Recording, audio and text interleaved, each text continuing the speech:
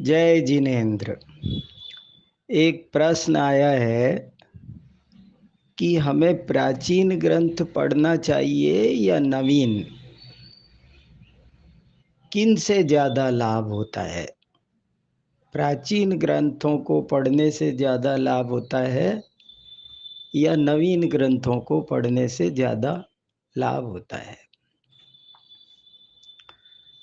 बहुत अच्छा प्रश्न है, महत्वपूर्ण प्रश्न है। बहुत से लोग ऐसा कहते हैं कि प्राचीन ग्रंथों को पढ़ने से ही विशेष लाभ होता है, उनको ही पढ़ना चाहिए। और बहुत से लोग आधुनिकता के पक्षधर होते हैं, वे प्राचीन ग्रंथों को नहीं पढ़ते हैं। नए नए ग्रंथ जो अंग्रेजी भाषा में आ गए हैं सेकेंडरी, उनको पढ़ करके विशेष लाभान्वित होते हैं। पर देखो आश्चर्य की बात कि सब जगह यदि कोई समाधानकारी सिद्धांत है तो वो स्यादवाद है। जो व्यक्ति इसका पल्ला पकड़ेगा वो कभी नहीं भटकेगा, वरना आग्रह के एकांत में अटक जाएगा और वो सत्य नहीं समझ पाएगा और उसका सही लाभ प्राप्त नहीं कर सकेगा।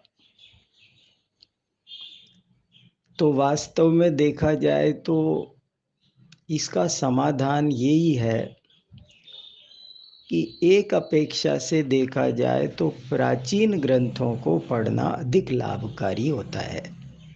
हमें कोशिश करनी चाहिए कि जितना हो सके मूल ग्रंथों को पढ़ें, क्योंकि बाद के ग्रंथ जो उन्हीं के आधार पर लिखे जाते हैं, उन्हीं के अनुवाद आदि रूप होते हैं, उनमें कई जगह स्खलन हो जाता है।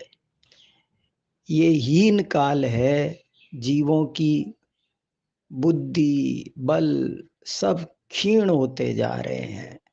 ऐसी स्थिति में आप जितना बाद का पढ़ेंगे उतना उसमें कहीं न कहीं कोई स्खलन की, कोई चूक की संभावना रहती है। वो जो मूल तत्व ज्ञान तीर्थंकरों से आया है वो आपको यथावत कैसा है ये जानना हो तो हमें मूल में जाना अधिक उपयोगी होता है। गंगा नदी आप जितनी दूर जाकर देखेंगे उतनी मलिन मिलेगी और जितना समीप जाकर देखेंगे उतनी निर्मल मिलेगी। आप कानपुर की गंगा नदी को देखकर गंगोत्री की, हरिद्वार की गंगा नदी का ज्ञान ठीक से नहीं कर पाएंगे। इसलिए सच्ची गंगा देखना हो तो गोमुख तक पहुंचना चाहिए। इसी तरह सच्ची जिनवाणी गंगा देखनी हो तो हमें यथाशक्ति मूल से मूल तक जाना चाहिए। उससे हमको मूल भाव समझ में आते हैं, ये फायदा है। लेकिन एक दूसरी अपेक्षा से देखें तो हमें नवीन ग्रंथों के अध्ययन से भी विशेष लाभ होता है, क्योंकि पुराने ग्रंथ पुरानी भाषा शैली में लिखे होते हैं। उनके दृष्टांत आदि भी पुराने होते हैं जो बहुत बार हमारे लिए अपरिचित होते हैं। आपको जब आधुनिक भाषा शैली में आधुनिक प्रेजेंटेशन के साथ में कोई चीज बताई जाती है तो हम उसको जरा आसानी से समझ पाते हैं। नए दृष्टांत के साथ नए प्रस्तुतिकरण के साथ, नई भाषा के साथ, तो हमें समझ में आता है।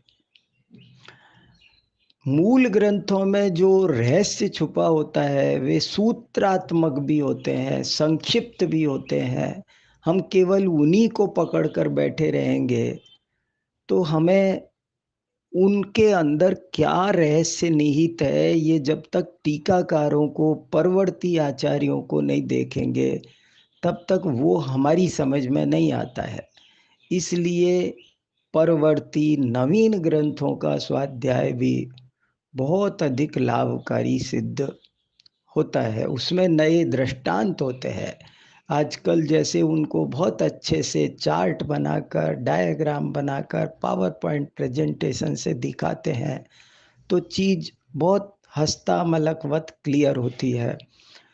इसलिए नवीन ग्रंथों का स्वाध्याय भी बहुत अधिक उपयोगी होता है। जरा कल्पना कीजिए, तत्वार्थ सूत्र, परीक्षामुख सूत्र, इनमें जो भाव भरा है वो हम बिना टीकाओं के कैसे समझते, यदि हम परवर्ती ग्रंथों को न पढ़ें। एक और बात है कि हर 100 साल में भाषा बदल जाती है और बहुत ज़्यादा बदल जाती है, शैली बदल जाती है, वो टोन बदल जाती है। तो अब 2-2 हज़ार साल में, 2,500 साल में कितनी टोन बदल गई, कितनी भाषा बदल गई, शब्दों के अर्थ बदल गए। जो पाखंडी शब्द का पहले अर्थ था वो आज नहीं है, जो साहसी शब्द का जो पहले अर्थ था वो आज नहीं है। तो हमको इन शब्दों के अर्थ ठीक समझने के लिए उनके गाँव के स्थानों के नाम प्राचीन काल में जो थे, नापों के नाम जो पहले थे, वे सब बदल गए। तो ऐसी स्थिति में हमको नवीन ग्रंथों का अध्ययन विशेष लाभकारी होता है। ये काम निरंतर होना भी चाहिए। ये जगत परिवर्तनशील है, इसलिए नित्य नए साहित्य की रचना होनी चाहिए, उसके अनुवाद आदि होने चाहिए, उसके नए नए पद्यानुवाद होने चाहिए। और हम अपनी भाषा से बहुत ज़्यादा परिचित होते हैं, बहुत फैमिलियर होते हैं। इसलिए भी हमको नई भाषा में, आज की भाषा में पढ़ने में बहुत आनंद आता है, बहुत अच्छे से समझ में आता है। यदि हम प्राचीन प्राकृत संस्कृत से ही पढ़ने का आग्रह रखें तो उससे हम उतने फैमिलियर नहीं होते हैं कि हम उसका पाठ करते हुए उतने अनुवाद का, कोई कोई विद्वान वैसा करते हैं, लेकिन जो लोग उस भाषा से परिचित नहीं हैं और हिंदी से परिचित हैं, हिंदी ही जिनका 24 घंटे का जीवन है, वे जब प्राकृत की गाथाओं को, संस्कृत के कलशों को हिंदी अनुवाद के साथ पढ़ते हैं